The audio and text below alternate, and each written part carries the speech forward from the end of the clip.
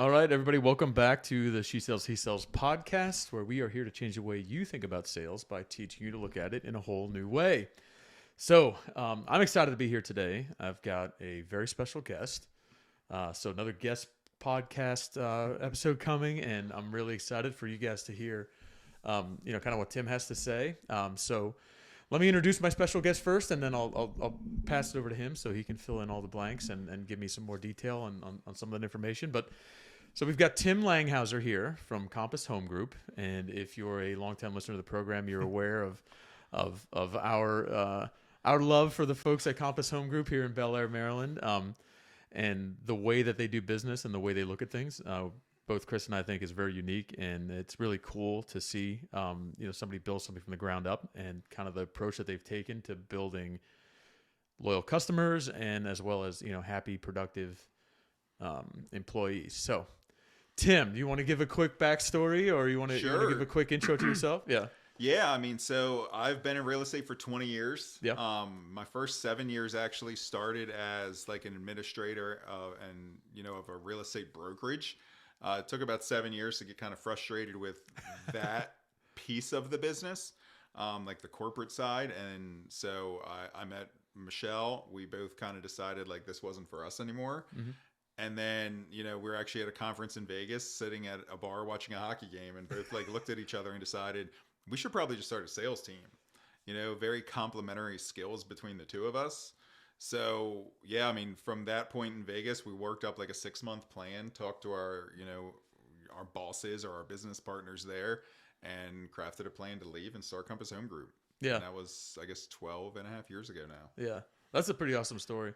It's fun. I think one of the cool things, and that's one that I wanted to touch on today, but one of the cool things that you just mentioned was you guys have a very complementary skill set, which I think is, from as a person who does a lot of work with my own spouse, and sometimes I think we have that complementary skill set. Many times we don't, right? But that's an interesting thing, and one that I think people should be aware of and cognizant of, right? Sure. Like, it's not, you find somebody you like, you find somebody you spend a lot of time with, that's great. But if you find somebody that's good at doing all the same things that you are, you're gonna have some blind spots, And your butt heads. Yeah. I mean, I think you're just gonna like knock into each other often. Yeah. And I mean, and the bonus for us is while we have different skill sets, we have the same work ethic, and we have the same passion for people, and like the same just drive in the same direction we want to go. It just, when we look at how, if we sat down and created a roadmap of how we want to get there, they would look very different. Yeah. So they intertwine nicely though. Yeah. Yeah. No, that's awesome. I do think, like I said, that is one. I know Chris and I have talked about that. We've talked about that on a couple of news interview segments as well. Mm-hmm. Like, what's it like working with your spouse? But I guess to before we get into some of the stuff, like from your perspective, do you ever find that you get sick of it? Do you make a hard and fast rule? Because one of the questions we always get asked is, do you stop talking about business at X hour? No. Right. And that's our answer too, It's right? We don't. Some people, that's your thing that works for you, but that's not normally the way it works for us, I don't think it's possible in our industry. Yeah. People, I had text messages coming in this morning at 6:50. Do I answer them at 6:50? No, but like that's when our life, when people wake up, they're, if it's on their head, they're like, oh, well, I'll just shoot this message to my agent real quick. Exactly. So now we do have rules around it, meaning like we don't bring our cell phones in our bedroom. Mm. So, we want to make sure that kind of is just left out in our kitchen area. Our kids know how to get access to us if there's an emergency. But for us, it's like there had to be some boundaries just as far as our relationship went. Yeah. For us, another big one that's kind of unusual nowadays is we don't have phones at our dinner table either. Yeah. Whether we're out to eat, we're eating with family, we're eating with friends, like our phones don't come out. Yeah. Yeah. So, but other than that, yeah, it's free game. Yeah. The phones might be in the bed, in the kitchen, but we're sitting in bed at 9 o'clock at night and going over like what happened today, what are we looking at tomorrow? Yeah. Yeah, exactly. I always found that interesting because that was a question that we had gotten all the time is, do you guys have a rule for that stuff? And for us, it was always kind of guidelines too, right? Like you just mentioned, like you guys don't do phones in the bedroom, right? Like we have never said like, hey, 9, 10 o'clock, beyond that, we're not discussing something else. We've never made that rule, although we have made the rule sometimes, like if I want to go for a walk, or if I want to go fishing, or if Chris wants to go do something, we need a break, right? Yeah. But if I need to come back and we have something to discuss that we can get to today, then it is what it is for us. That works for us. There's definitely been times where either she has gone and done something, or like I might have gone golfing with some buddies or some clients, and she will just take my phone. Which is kind of like, if you're in sales, you feel naked without your phone. You totally do. I mean, it's literally like walking out of your house with just your underwear on. And so I'll get back and I'll be like, well, who called? What happened? Like, how many emails did I get? What does this look like? Yeah. And honestly, she doesn't check any of that. She just answers if it rings. Yeah. Yeah. But, and you know what's interesting too, because I was telling you before we started, yesterday I took the day off. And I was with our oldest, and we were at a admitted students day visit, which I don't think we did when we were kids. Like the fact that if you got in, I didn't in Towson. Yeah, you just showed up like for the it was first day day. one. Like here's your move-in day, right? But now they do these admitted students days, and they have these big. It's a sales event, the whole thing. Oh yeah, and they do a damn good job, right? So they've got the band playing the fight song. Yesterday they had like the a cappella group singing like it was one of the Jackson. I forget what it was. A Jackson 5 song like. They're going all in. I mean, it was crazy, right? But anyway, it's where they get them to sign up for all like the bank credit that's cards. Exactly too, it, right? Yep. They're like, oh, our stadium is sponsored by PNC Bank. Wouldn't it be great to have this low interest? Yeah, no. This 28% interest card. Exactly. At 19 years old. And you're like, sure. But yeah, one of the things I notice when I do those days is the amount of messages that I get that at the end of the day aren't really that important, right? Yeah. There's certainly some that are, and it depends on what your role is and all that stuff. But I would say for me, far more than half of the messages that I get, or the people reaching out to me on a daily basis, they don't require immediate action. Yeah. It's definitely the case, especially in real estate. And I mean, for years we tracked those messages coming in because our goal was to have our team and our processes be able to answer most of them before they ever come in. Yeah. So over the years, like our processes just built on top of each other, and to negate some of that stuff. Totally. Yeah. It keeps everyone's life a little easier and just everyone on track, but it keeps our client informed too, which is huge. Yeah. So yeah, I want to get into those processes. I know that's a big thing for you. And if you think, I think of you guys as sort of being, Michele more of sales marketing focus, and maybe you more definitely sales marketing, but also more process driven and more data driven. And yes. And if that's inaccurate, tell me, right? No, so she's the people and the creative. Yeah. Then I would say I am the executor and the data. Yeah. It's one thing that we have always done extremely well is if we go to seminars and we're at these events and we're learning about things, we usually can get home and like, we'll on the flight back, we'll have, narrow down, hey, these are the 3 things that like we love and we want to implement. And if we come home on a Tuesday, by Friday, they're up and running. Yeah. I always tell our team, like everybody has a superpower. Yeah. Everyone, whether it's to deal with people, whether it's to create a spreadsheet, whatever that may be. And mine is execution. Yeah. I'm very good at taking an idea, getting it going and pushing it forward. Yeah. Which is a very underrated aspect of entrepreneurship, I think. Because I'll tell you, and we talked about this briefly, and you know me as well, right? So having worked in the med tech startup space, there are a ton of really smart people who have great ideas, right? And when I say levels beyond my ability, I truly mean levels beyond my ability. But it's that piece of, okay, I've got a great idea. How do I put it into practice and commercialize it, right? And I feel like from an entrepreneur standpoint, and Chris and I say all the time to oversimplify it, right? Like, if I were great at baking cupcakes, and I think I love baking, I love doing this, I love seeing other people enjoy the things that I make, right? Awesome. I'm going to open a cupcake shop. Awesome. How am I going to run the profitable business on the back end? Yeah. That's really how much do you charge for a cupcake? How much do you charge for a cupcake, right? How many people do I need to have come into my shop every day at this average sales price to make sure I can pay the rent next month? Yep.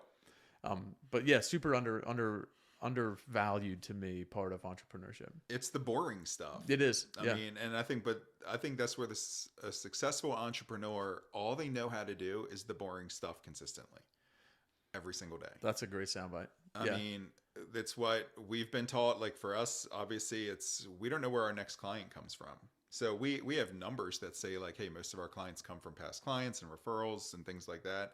That's why we tailor our events and our social events around those things. But every day we have to wake up and we have to go hunt. Yeah. And hunting is the boring part of it. It's sitting behind a desk or on a phone or sending text messages, or now in this world, it being on podcasts and being, an entertainer, or, edutainment is, I think, what we call it. You're educating and entertaining at the same time. Never, 10, 12 years ago, did I think I'd have to be a Instagram person or a TikTok person to be in real estate. Yeah. Yeah. It's definitely changed. I mean, even for us, like I've very rarely stepped into that space, and the personal branding and everything that Chris talks about all the time. I know the value of it, but I think I've, for a long time, underestimated what that can do for me in the corporate world. Sure. It still is important, I mean, for us, people who follow us know that, like, Michele and I just poke fun at each other a lot, like in the most loving way. Like we're absolutely each other's most biggest raving fans, but we will also know that like having fun is an absolute priority in our relationship and our business. Yeah. And I think the thing that shines through for you guys is you feel like you know you guys, right? Like you feel like you see that kind of stuff. You're like, oh, I know those guys, even if you don't, Yeah. We're pretty transparent to a fault. Yeah. That's awesome. Yeah. But when I think of Compass and really kind of what I wanted to dig in today based on your expertise and sort of the, if you will, the side of the business that you run, right? When I think of Compass, and I know we've talked about this before on the show, just Chris and I, it was a much different experience than we've ever had with realtors in our life up until this point. So we met you guys, I guess, like eight years ago now, going back about eight, 9 years, right? And that's where we live now, right? And when I say different experience, I mean like prior to our experience, I was starting to get to the mindset of like, do we just hire a real estate attorney to hammer out the documentation? Because I don't. The value was I was just wondering like, what is the value, right? Yeah. Like, we got the internet, and then you don't know what you don't know, and then you find this new relationship. You're like, okay, well, this is a much different customer experience than I've ever had, and the value add is tremendous, and it's worth everything, So that idea of building a raving fan base and what you guys do, and you talked about your word of mouth referrals and all that stuff. That's an important part, and I definitely want to touch on that. But then I also, what you say about like the back end business being boring and what am I charging, and looking at the data and looking at the metrics, that's one of the things that I talk to Chris's customers and her clients about all the time. Of like, you show me your P&L sheet, right? Or let's do a sales forecast, right? And let's try to be serious about it. Let's not just say I sold $5,000 of product this month, and next month I think I can do 6, right? Like, let's see what the math is telling us, Yes. Yeah, and I think that's a negative in real estate, because I think a lot of people would jump into like, hey, I had this great month. Yeah. And one of the holes that realtors fall into is that month's going to repeat itself, and that quarter's going to repeat itself, and that year's going to repeat itself. It's why honestly, like realtors are very, very high up in like bankruptcies, very high up in foreclosures, very high up in divorce because of financial issues. Yeah. So it's knowing that, it's knowing your numbers and not, and understanding that just because of what happened today does not mean it's going to duplicate itself tomorrow. Yeah. Yeah. Now, do you guys, like your team, do you guys do that regularly with them? Do you guys review like, how do you track that, and what system? Sure. Yeah. So I'm a spreadsheet nerd. I mean, I have Excel spreadsheets for all types of stuff. But for us, like, I look at our numbers on a monthly basis. I look at them weekly, but like on a monthly, we go over all the numbers at one of our sales meetings with our team, and we track everything from how many text messages were sent. Did we write handwritten notes? Did we have an event? Do we have open houses and Popeyes, phone calls and voicemails? So like that's, for our team every day, it's called a DTS. We have a daily tracking sheet. So it's an online form that they go in, fill out like, hey, what did your day look like? And while some people are like, well, that's a little bit of overkill, it's more for them than us. I created the form for myself, and we have a business coach, and our business coach came to me and said, why aren't you sharing this with your team? Because I wanted to know where the hours in my day were going. If I'm tracking, hey, I worked 7.5 hours today, or I worked 13 hours today, what did I actually accomplish? Right. So looking at it day by day doesn't do much, but when you look at it a month or a quarter, it does a ton. And then now we're able to take that information and been tracking it for a few years and say, hey, great, on quarter one, if we went on, 37 listing appointments and took 34 listings, well, what did we do last year, quarter one? And that's where we're able to track true trajectory of like, hey, is it us getting better at what we're doing, or is it just the market's getting busier? Yeah. So yeah, we're looking at it pretty much daily, weekly, monthly, quarterly, and annually. Yeah. Yeah. That's great. I mean, that's the true student of the business stuff that I like to talk about, of like, if I own a shop, a brick and mortar shop, which products sell most, Yeah. right? What price point, what does the average customer come in and spend for the bag of goods they leave with? All of those data points are important. And to your point, right? Maybe on a weekly basis, you sort of have those anomalies and statistical Sure, yeah. improbabilities, right? But you start to track that over time, and you realize, where I spend my time may not be directly correlated to where I generate my revenue. Yep. And that, I think, is an eye-opening experience. Are you familiar with Salesforce? Have you ever heard of Salesforce? Yeah. Yeah. So that's been sort of the we call it CRMs. It's customer relationship management, but it's also all of the tracking for the metrics that you mentioned. So when you use Salesforce at my level, it's less about how many calls I made and that standpoint, and more about, we spent X amount of dollars to go to this trade show in Nashville. We generated a dozen leads, closed 2 of them. What's the ROI, right? Because you got to figure out, you have a finite bucket of money. Do I spend that same amount next year? Do it again? Right. Yeah. Or do I do this one that's in Vegas next month, right? But I think that's super important. And I do think that that's like, again, it's a little bit of a miss, right? And I think people shy away from that. And I'd be interested to hear like what your thoughts are. I've always thought that people shy away from that because nobody really likes to see the number. It's like stepping on a scale, right? Yes. Like when I go to the doctor, I know what I weigh for the most part, right? Do I want to see weigh it myself in black every and white? day? Right. I'm like, I don't like it. I know. It is what it is. Exactly. I don't know if I want to see it in black and white, right? But is like, why do you think people are sort of hesitant to really adopt that idea? So, because I don't think anyone's taught them. It's funny. Like we actually taught like 2 weeks ago. We have a lot of clients who always ask us about like buying real estate, wealth management, things like that. So we taught a wealth management class. And what we found in there is nobody tracks where their money goes. I mean, I can't say nobody, but 85 to 90% of the room and the people who signed up. So that when they're not doing it personally, they're not going to do it in their business either. So we went through and, kind of just broke down like, hey, here are the categories like we track. Here's what we think you should be tracking. To your point, where know where your money's going. Yeah. The majority of our expenses at Compass Home Group are all around our client experiences. So whether it's our clients' social events, Easter egg hunts, train rides to New York City, all these different things we do throughout the year, and honestly, they're the hardest to track for ROI. Yeah. Because it's not like, we had 350 people at an Easter egg hunt Saturday morning this past weekend. And it was fantastic. But it's not like we leave there and we're like, great, those 3 people are going to sell their house now. Yeah. But it's knowing that it's fostering the relationship over years. So like we're their continued resource for everything real estate. So those are extremely hard to track ROI. Now, if we went out and, Realtor.com or Zillow or some of these big sites and said, hey, we want to spend X number of dollars with you per month, very simple to track ROI. The lead or the inquiry comes in and we know if we can get them to a closing. Yeah. So it just depends on kind of the source for us, but at least we've been doing it ever since we started. So it's just been a benefit to us. The corporate job that I came from taught us at a high level, this is what we should be doing. And we just listened. Yeah. Yeah. No, that's an important piece. And I think, the other thing that I think you're getting at too is like what you were doing. Would you say 11 years or 12 years? Yeah. What you were doing 12 years ago may not be the same as what you're doing today. Oh, no. And what your expectations were 12 years ago. Maybe originally you thought, hey, if we're going to do this Easter egg hunt, here's the ROI I want to assign to it based on your experience, whatever. Sure. And then 12 years later, you realize, hey, we're going to do the Easter egg hunt. Can I assign an ROI to it? Probably not, right? And is it worth tracking it against a rate of return or any sort of value to me? Maybe not, but it all goes into that other bucket of, this is great name brand recognition. Yes. This is important for the customer base. So that's where we can look at those numbers more annually.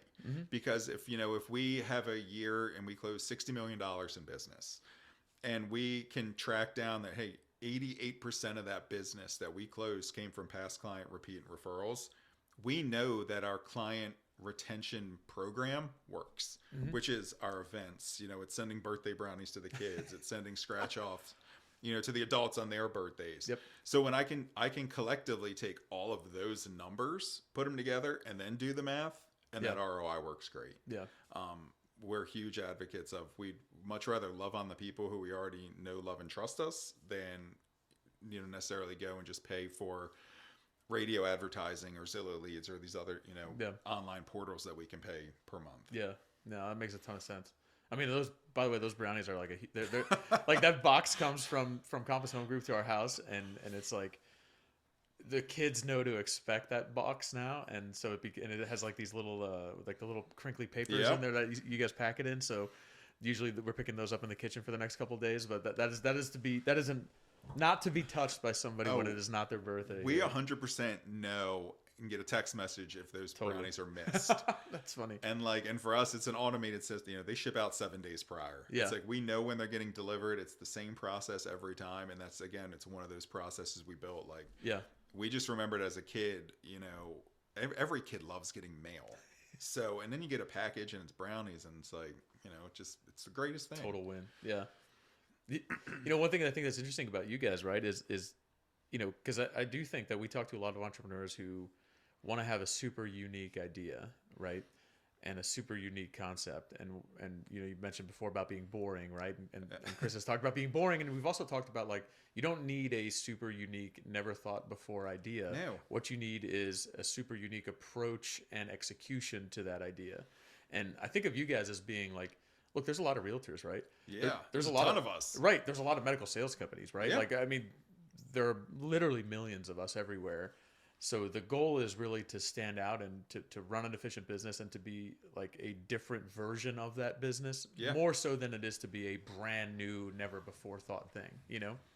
When a lot of those have come out in real estate, and some of them are successful, and a lot of, you know, they've thought different ways of doing it. And, you know, there's companies that came out and said they're trying to get rid of the actual agent and make it, you know, just AI based, or make it this, or, you know, Zillow has their estimates and these companies have their online estimates, and they'll buy your house based on that number.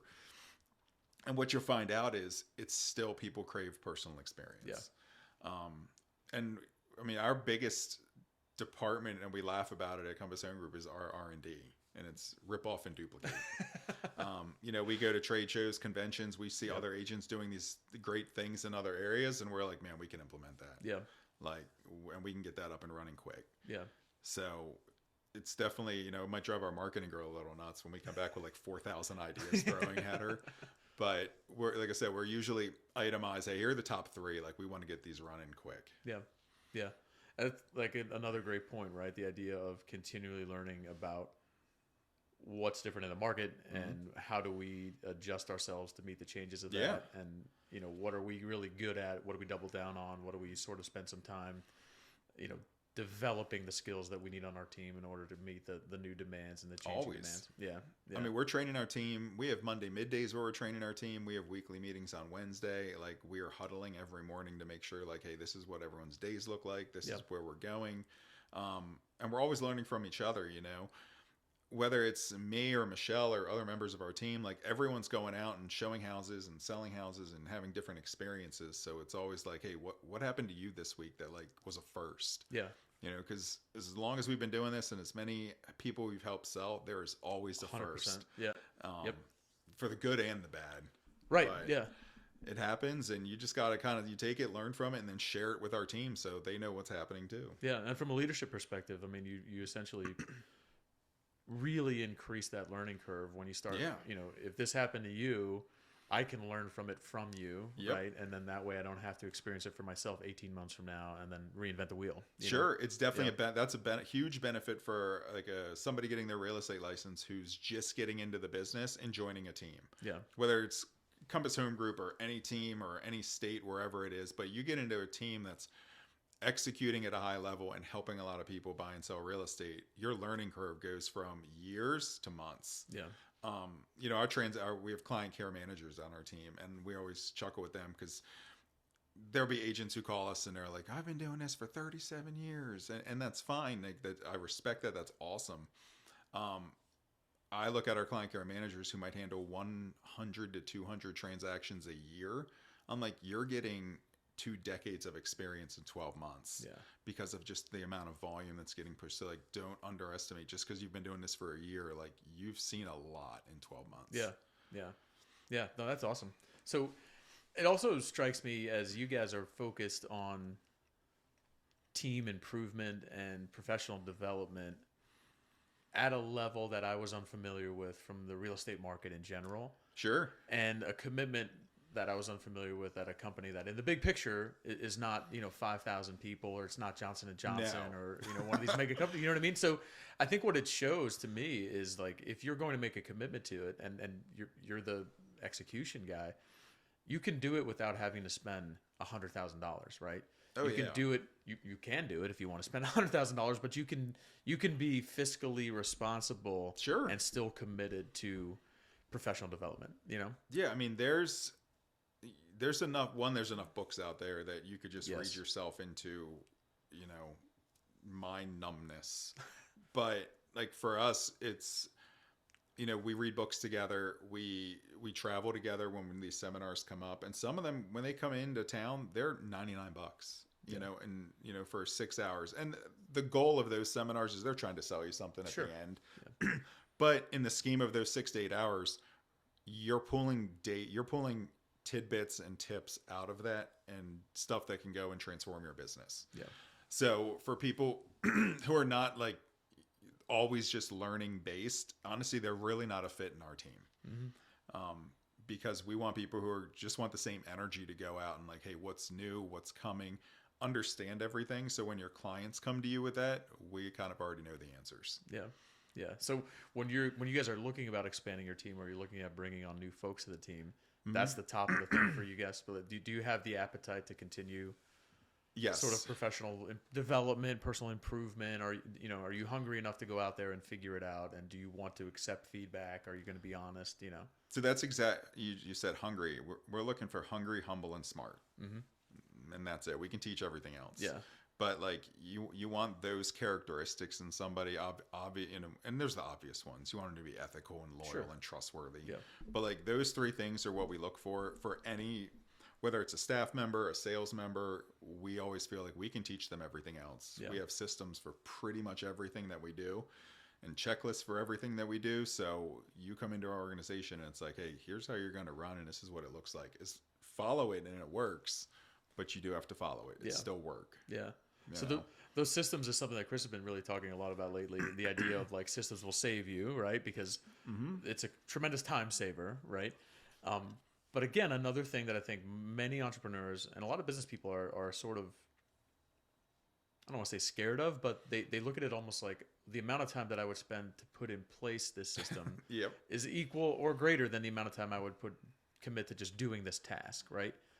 So I guess I would ask, like, in your experience, is that accurate? And then sort of what's been your role with what's been your idea of implementing this and fine tuning this process over the years, and then the results that you've seen from it, So I think it's accurate when you do it once. Yeah. There's certain things that are one-offs that happen in our business, but when you're doing the same thing over and over and over again, there has to be systems around it. Yeah. If you're not the systems person, get somebody on your team or somebody else to come in and help you with it. Yeah.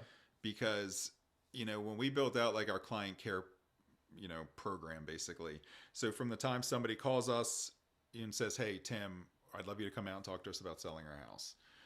From that moment to eternity until they either don't work with us again or choose to work with us again, there is a system and exactly how we're going to touch them and nurture that relationship with them. It's painstaking to put it together. I mean, we sat down with dry erase boards, at my kitchen table, we had 3 dry erase boards that were like 6 feet big and said like, how do we want this exactly to mirror and map itself out over the course of the time they're actually working with us with, while they're selling the house, like you guys, to the time I think for most real estate agents, once that transaction goes to closing, it ends. Mm-hmm. And we didn't want it to end. We wanted our clients to turn into friends, our friends to turn into a community of now we call them big mouths. So it's our big mouth community where, I love when people get into the group and they're like, hey, I need a deck guy or I need a roofer. Who should I call? Yeah. And everybody can just kind of chime in there together and help each other out. Yeah. So for us, like those systems is what has just built our business consistently year after year after year, and really expanded the percentage of like how many past clients, repeat and referral business, what percentage of our business that was, and shrunk the having to go out and fish for newer business every single time. Yeah. So the systems work. Yeah. I always think of it in two ways too. I think there are two key points that you made there. One is like, it's painstaking, right? So you're not going to just give yourself the grace that you're not going to develop a system in this afternoon during your lunch break. It's not going to happen. It's the next 10 minutes. We got right. Yeah. So understand that it is a long process, right? And it is one that doesn't have to be etched in stone today. It can change and it adjusts. It has to change. That's the point, yeah. right? So 100% it has to change. What we created 12 years ago would not work today. Totally. Yeah. And that's what Chris was talking about the other day, right? Like the way that she would show up on social media pre-COVID, right? Just 5 years ago is far different than she would today because those days don't work anymore, right? Yep. The message and the 30-second soundbite and the 60-second clip, they don't resonate like they did 5 years ago because everybody's heard it now, right? Well, so now it's like 3 seconds. Right. Because that's about the attention. That's it. That's all you got, right? So understand that it is a long process. You're getting feedback from people in a bunch of different areas with bunches of different expertise, and that's the point, right? It's supposed to be messy. Yep. It's supposed to be difficult. You're supposed to have to prioritize things. You're supposed to have to order them. That is the point of building a system.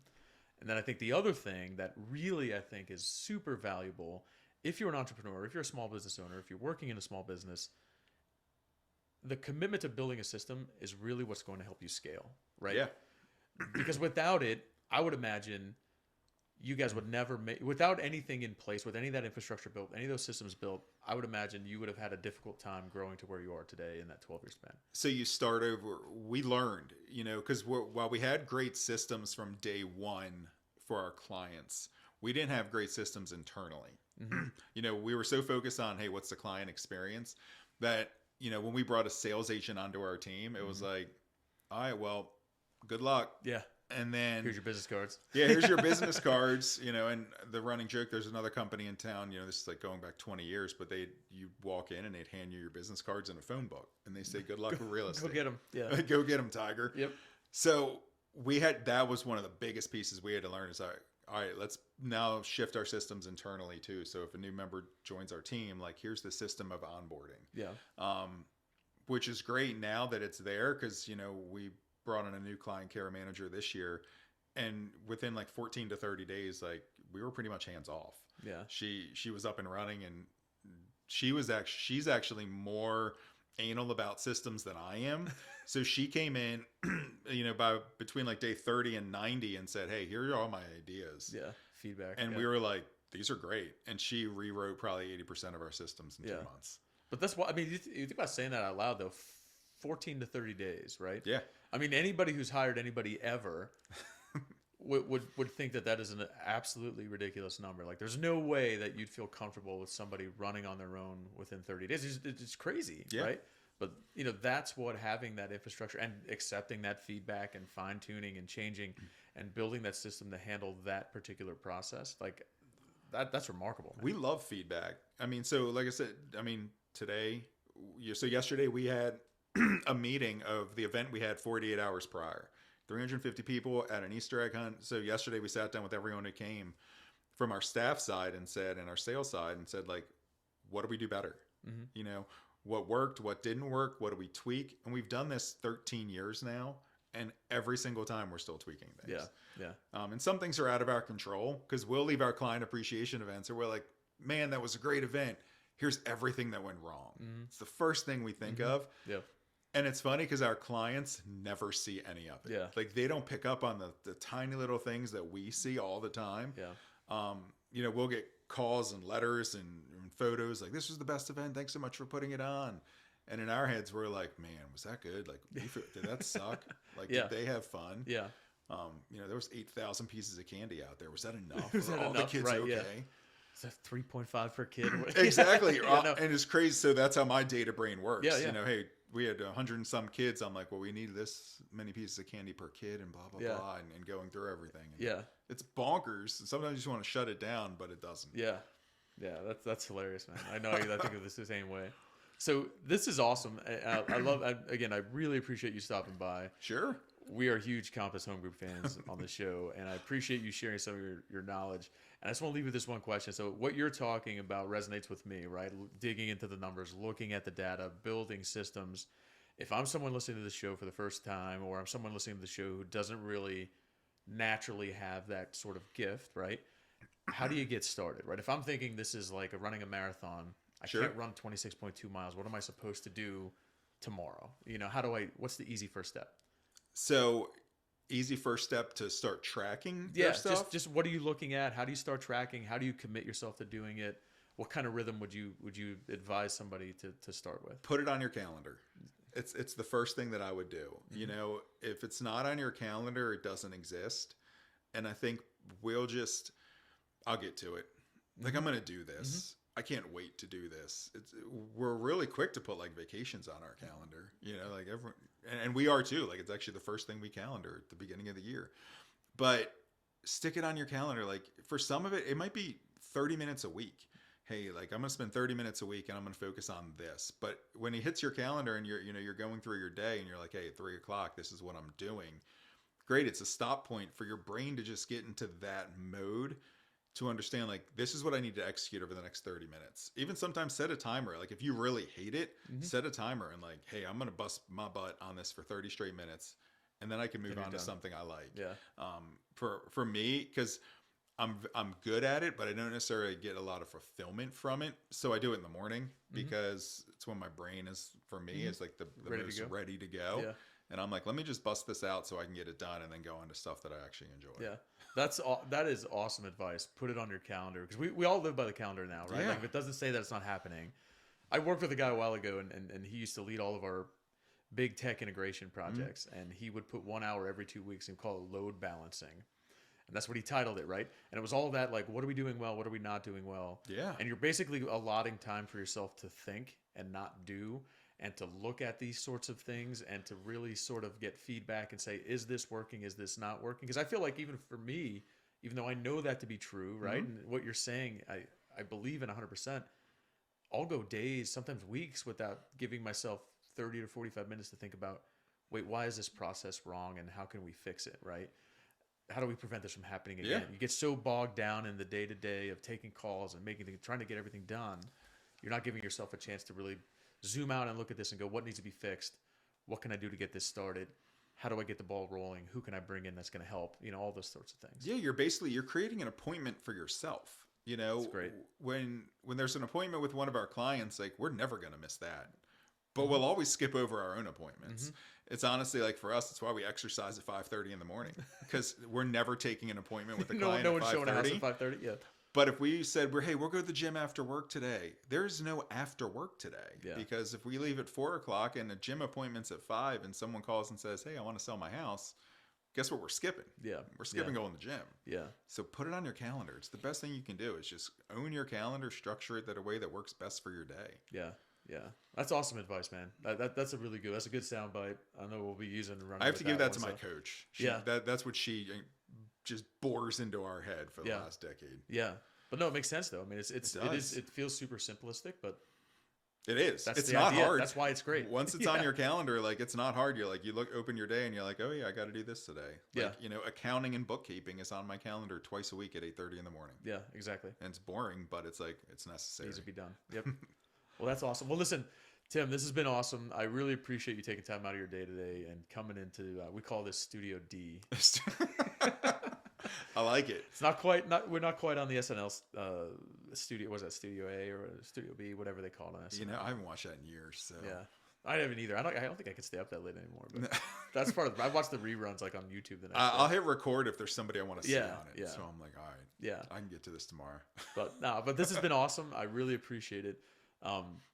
You know, you and the team at Compass Home Group has been so amazing to work with, and then the knowledge and the skills and the ideas that you share here are just super impactful. And I hope that you guys took a lot away from this, because this was really, really a cool conversation. Awesome. Thanks for having me. It was Yes, sir. fun. Thank you. See you, bud.